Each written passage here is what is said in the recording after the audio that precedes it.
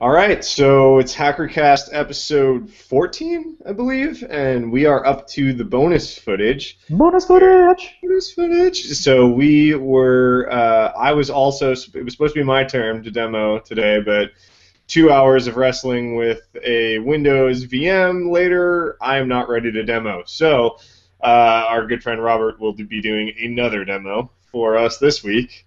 What are you going to be showing us? What are you going to be teaching us? I'm going to show you about Canadian Beacon.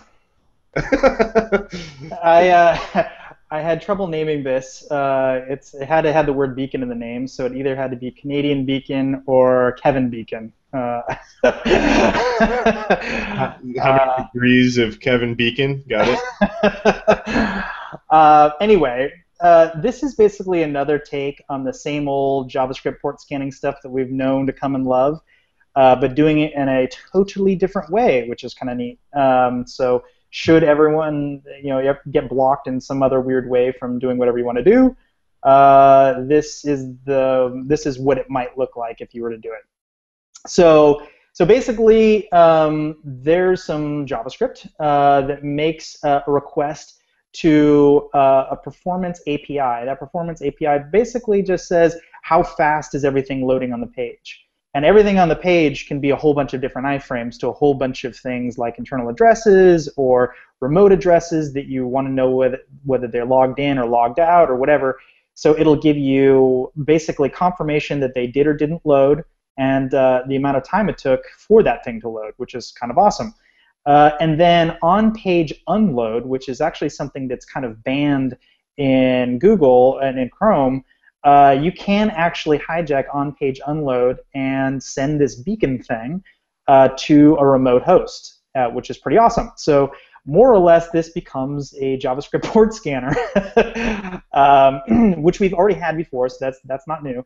But it's just another way to do it, which is kind of awesome, especially if somebody is like looking at the page and whatever, they're more likely to associate what just happened to the subsequent page, not the page they're on, since it occurs after the page unloads, which is kind of neat.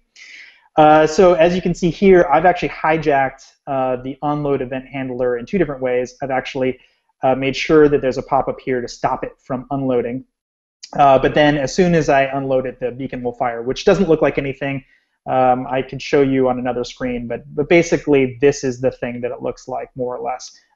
I've sort of doctored this up to look a little different than it would normally look, but this is the kind of stuff you'd expect to see across the wire. So it won't load anything with X-frame options, so you can see this demo is clearly manufactured because Google.com would not load since they use X-frame options. And if you were to block RFC 1918 through something like NoScript, for instance, obviously it won't show either, but that's because your browser can't contact it. But one of the interesting things is even if you unload this page quickly, like let's say a surf away right away, the chance of it loading an iframe is actually really quick.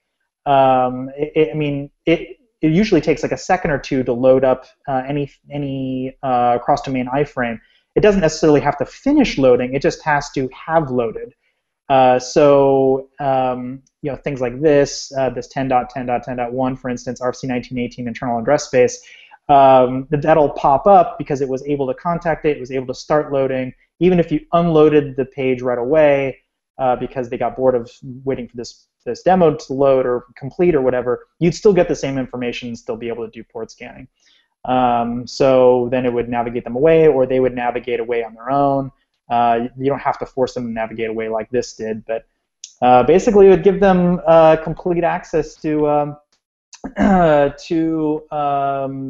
what you got internally and what state those things are in. Kind of neat.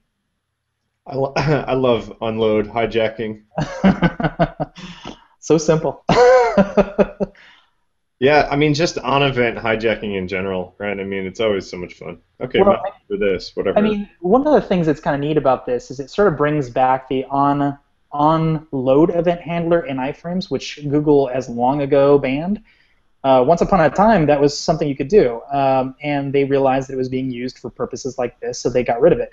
So we're right back to where we started. Now, granted, I can't do it on the page at that moment, but if with a little bit of thinking you can. So what you do is you load an iframe, and inside that iframe you load the cross-domain iframe that you're interested in, and then you unload the parent iframe, which sends this information to the back end, and then you get the same information. So it takes a little bit more thinking to do it, but you get the exact same information as the old on-load event handler in iframes, which only works in IE now these days. Is this an on-unloadception event? I don't know, man. It's Canadian beacon.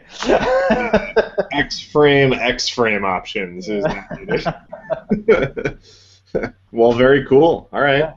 Demo time. Bonus footage. Right. All right. I think that's all we got this week. It was nice and quick. I promise I will have one ready for the next time we do it, which will probably be after the new year. But I'll teach you guys some XSS tricks. Awesome. All right, guys. See ya. Bye.